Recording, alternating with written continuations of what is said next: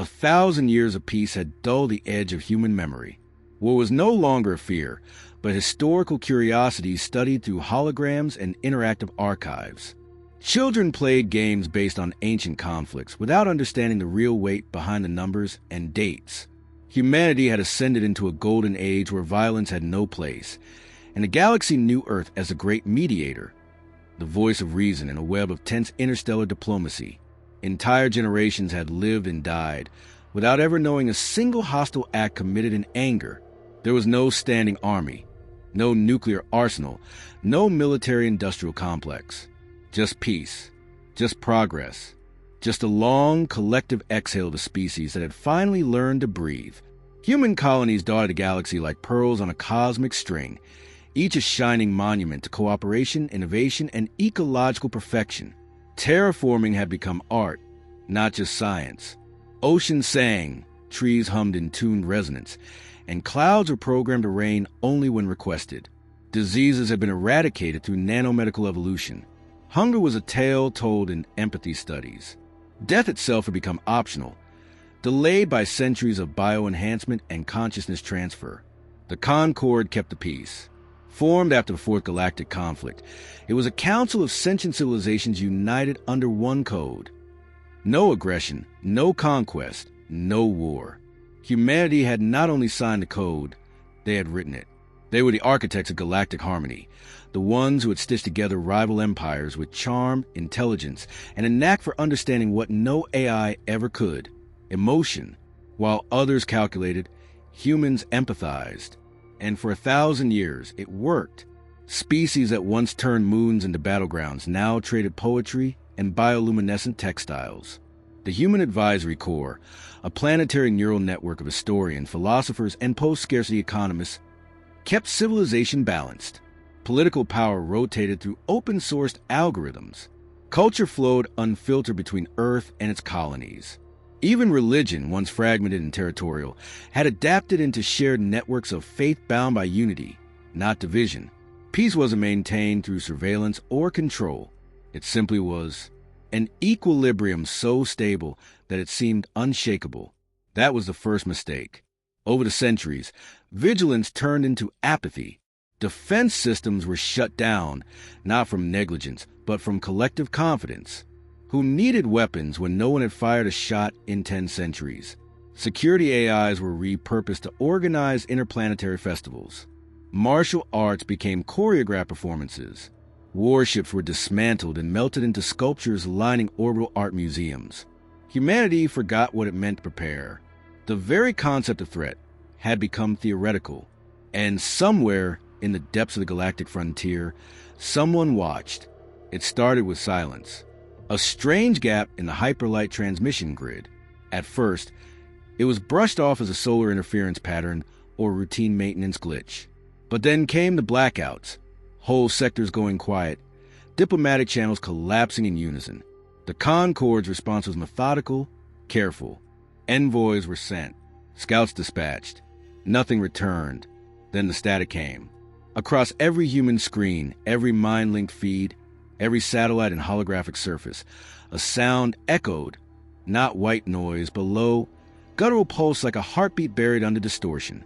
The signal carried no coordinates, no frequency tag, just presence, a wrongness that slipped into the digital bloodstream of the galaxy.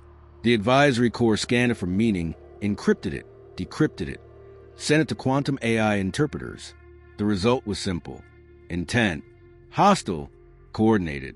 And then, like a tidal wave, a second signal broke through. Not static. Language. Unknown in its exact syntax, but unmistakable in tone. The message carried in deep harmonic resonance that resonated in the bones of every translator species. A declaration, not of negotiation, not of diplomacy, but of war. A formal invocation of ancient galactic rights, backed by species of humans hadn't seen in centuries. They had called themselves the Vadrash Coalition, remnants of old empires shattered long ago. The message was clear. The Concord is over. The peace is a lie. We are coming. The announcement was delivered without threat or bravado. No list of demands. No call for surrender. Just fact. War had returned to the galaxy. and humanity was target number one.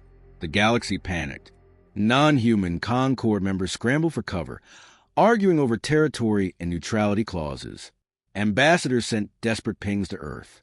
No one knew who the Vadrash were anymore, only that they remembered their defeats, and humanity had somehow become the symbol of their shame. But Earth didn't panic, because Earth laughed, not from arrogance, not from superiority, but because the idea itself was absurd. War? After 1,000 years? Against whom? Theater troops? Gardeners? Poets? The idea that someone wanted to pick a fight with the most relaxed, disarmed, peaceful civilization in existence was so ridiculous it felt like satire. News feeds exploded in memes. Hollow comedians performed mock invasion sketches. Popular apps simulated Vadrash defense mode by deploying confetti cannons. Even government officials joined in the joke. Earth's Secretary General simply posted one emoji, faced with tears of joy. But underneath the humor, something stirred. Not fear, not dread. Something old. Something that had not been felt in generations. It rose quietly, in the bones of historians and the memories of genetic bloodlines that still carry the echoes of ancient battles. Humanity had not always been like this. Before peace, there had been war. And before that, survival. And beneath all their advancements, humans had always been one thing first: adaptive. When the Vadrash sent their message, they believed they were declaring war on pacifists, idealists, dreamers. They didn't realize they were waking up something else.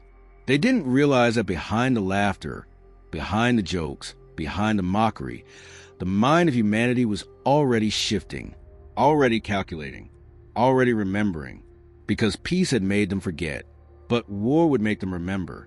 The Vadrash Declaration didn't come as a surprise to Earth's intelligence network, not because they had predicted it, but because they couldn't believe anyone else still thought war was viable. The aliens' message wasn't received with fear or strategy meetings. It was received the same way a bad joke at a dinner table is met, with a long pause, a confused expression, and then uproarious laughter. Not nervous laughter, not denial, genuine hilarity. They called it the funniest war. For the first 3 hours after the transmission, humanity did nothing but mock it. Commentators competed for the sharpest jokes. Are they invading to borrow some sugar? Did they mistake us for their therapists? Do they know we haven't fired a real weapon in centuries? Hashtags like hashtag thanks for the war and hashtag peace was getting boring trended across every neural network and social cloud. Late-night streamers made parody war briefings where they issued marching orders to cats.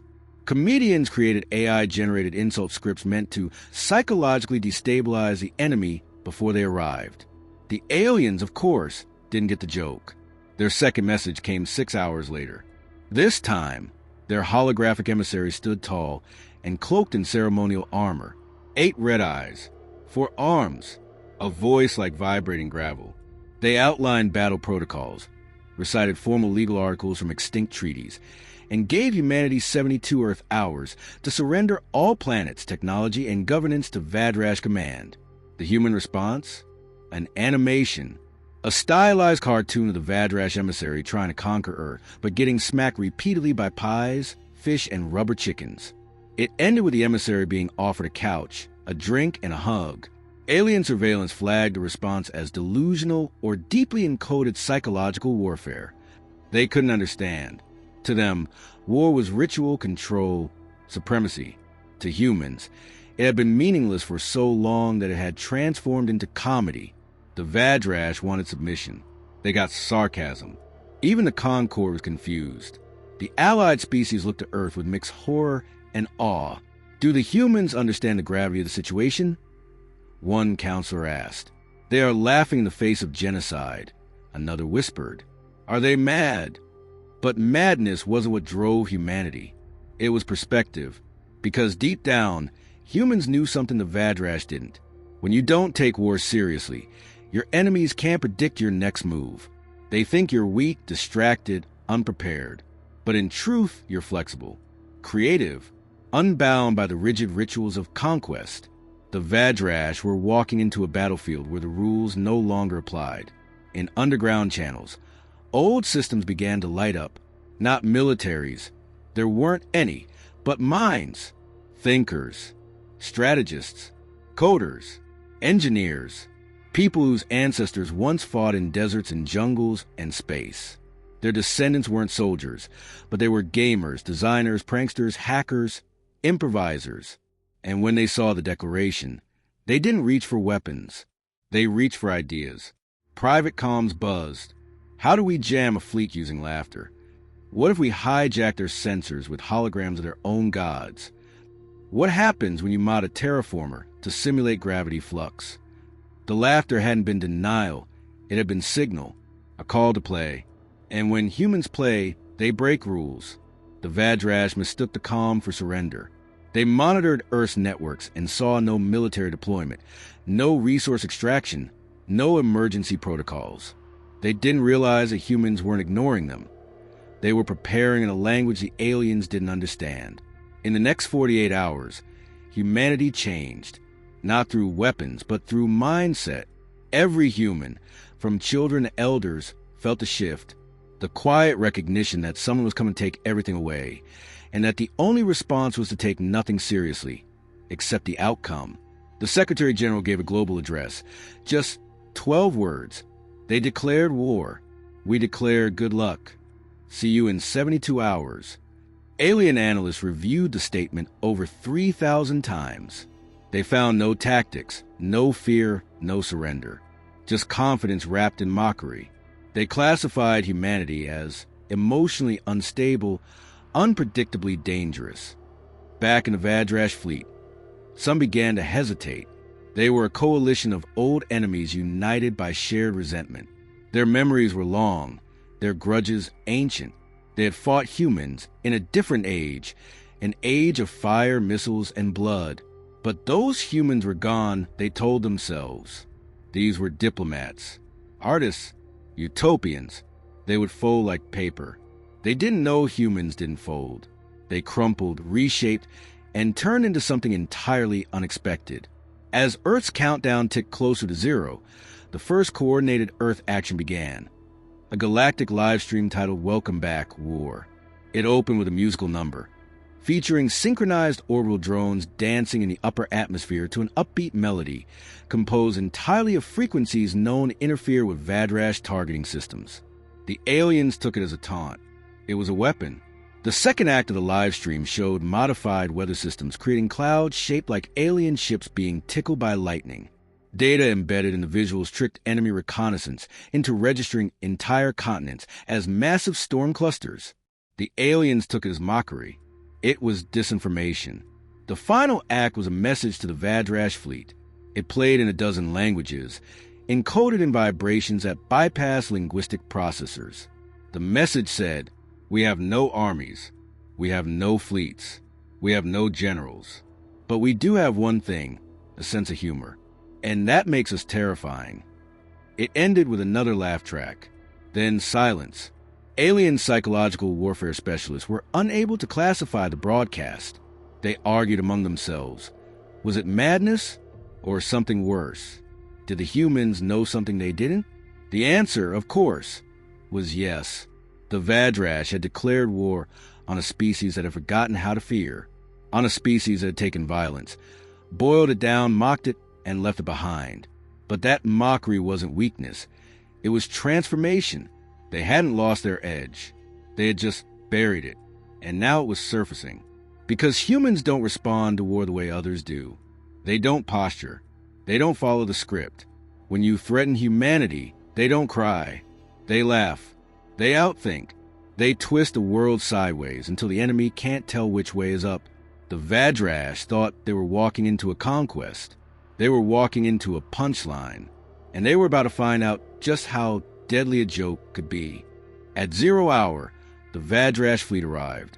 They emerged from hyperspace with theatrical precision, a phalanx of warships black as void, bristling with kinetic cannons, plasma lances, and field disruptors.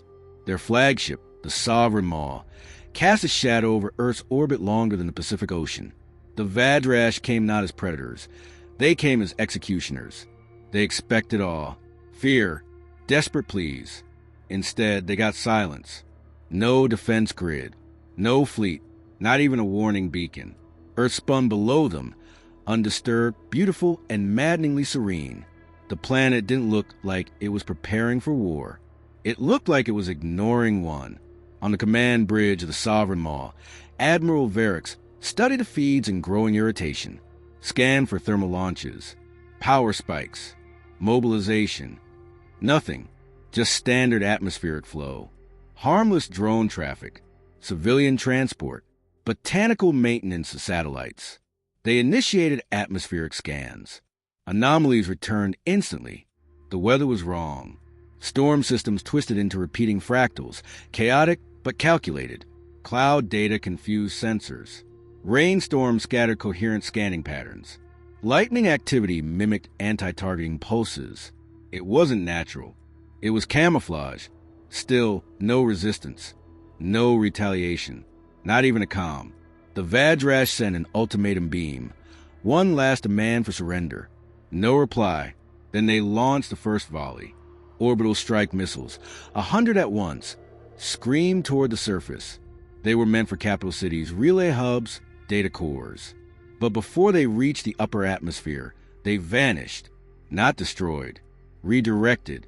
Their own navigation systems turned against them. AI overlays flickered with strange symbols. Targeting modules overloaded with nonsense input. Coordinates shifted in real time. The missiles crashed harmlessly into oceans, deserts, and deep space. Not one hit its target. Admiral Varix stared in disbelief. How? A tech officer spoke up. Sir, it's the planet. What? The whole planet. The biosphere. It's interfering. Adapting. They didn't realize that Earth itself had become the weapon. While the Vadrash had prepared for military resistance, humans had reprogrammed nature. Cities weren't defended by guns. They were woven into living, reactive architecture. Skies flooded with smart clouds that jammed sensors. Forests redirected heat signatures. Oceans created surface mirages. The planet was a maze designed to scramble every form of artificial perception. The Vadrash tried ground deployment. Drop pods launched. None landed. Some were pulled by artificial jet streams designed to mislead flight paths. Others were caught in magnetically guided storm spirals. A few pods made it to ground, but instead of facing gunfire, they found nothing. Empty cities. Silence. Then the ground beneath them shifted. Streets were not made of stone or steel. They were biomimetic polymers that rearranged under pressure. Buildings folded like paper, revealing maze corridors. Urban centers became shifting labyrinths that isolated soldiers and dissolved formation cohesion. Navigation AIs failed. GPS was jammed by musical frequencies, embedded in ambient birdsong. One Vadrash squad activated targeting lenses. They saw clowns. Literal clowns. Holograms. Dancing. Laughing. Waving. Distraction? Psychological warfare? Both. A Vadrash officer fired. The clown exploded in glitter. Underneath the glitter, a microburst EMP fried their weapons. Back on the Sovereign Maw, chaos was brewing. Varix issued full system overrides. Deploy recon drones. Wipe the planet clean if necessary. But the drones malfunctioned mid-flight, redirected by signal ghosts, reflections of Earth's own artificial auroras. They underestimated how completely humanity had abandoned conventional defense. They hadn't built weapons. They had built impossibility. One recon ship sent to disable a weather tower was swallowed by a flash storm and deposited in an artificial crater. It transmitted one final message. They're not fighting us. They're toying with us. Panic began to spread through the Vadrash fleet, not from damage, but from confusion. Every countermeasure they deployed, every weapon they fired, every command they issued was met not with opposition, but subversion. Their logic clashed against creativity. Their force was countered by playfulness. And then came the feed drop. Across every Vadrash screen, a human face appeared, smiling calm. It was not a soldier, not a leader, just an elderly man in a garden. He looked directly into the camera. "Oh, you poor things," he said softly. "You thought we forgot how to fight." He plucked a rose. "We didn't forget. We just got better." The feed cut. In the next instant, Earth counterattacked, but not with missiles or beams. With disruption, every Vadrash ship experienced hallucinations. Internal displays showed impossible geometries. Gravity rotated 90 degrees. Floors became walls. Timestamps rewound themselves. Crews screamed as they fell through shifting perceptions. It wasn't sabotage. It was art. Earth had seeded the Vadrash fleet with nanovirus days ago, delivered to the static signal, disguised as harmless code. The Nanites didn't destroy. They rewrote. Logic cores began running recursive jokes, mathematical loops based on paradoxical humor. Entire ships crashed from laughter, literally. Internal AIs began generating riddles instead of navigation data. Alarm systems screamed knock knock in every language. Meanwhile, the humans hadn't fired a single real shot, because they didn't have to. The Vadrash broke themselves. Their order disintegrated.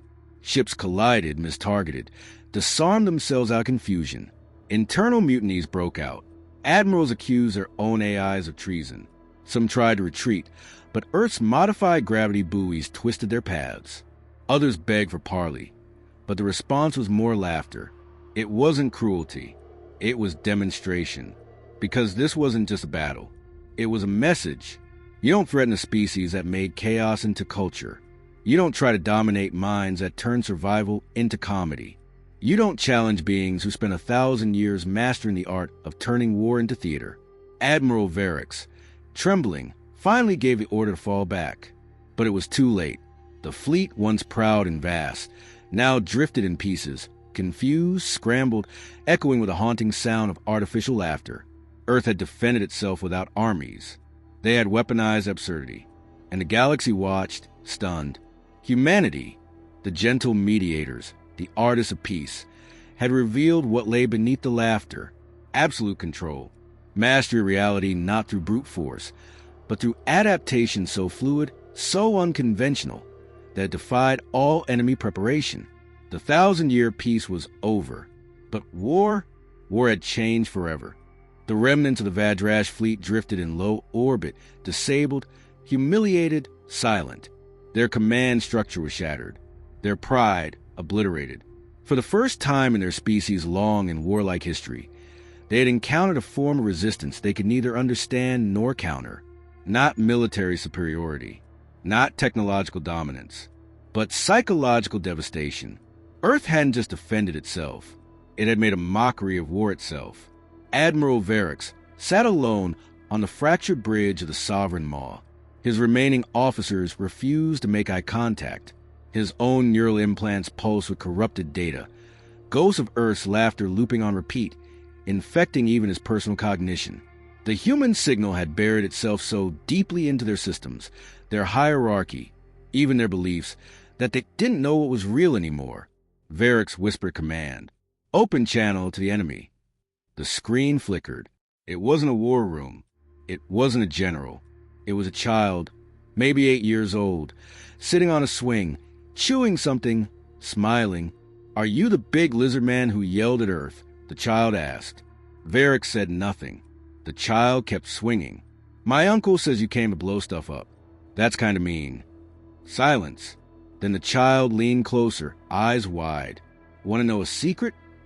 Varix, in some deeply broken part of himself, nodded. We weren't always like this. A long time ago, we were just like you, angry, scared, always ready to fight. But war got boring and sad. So we stopped.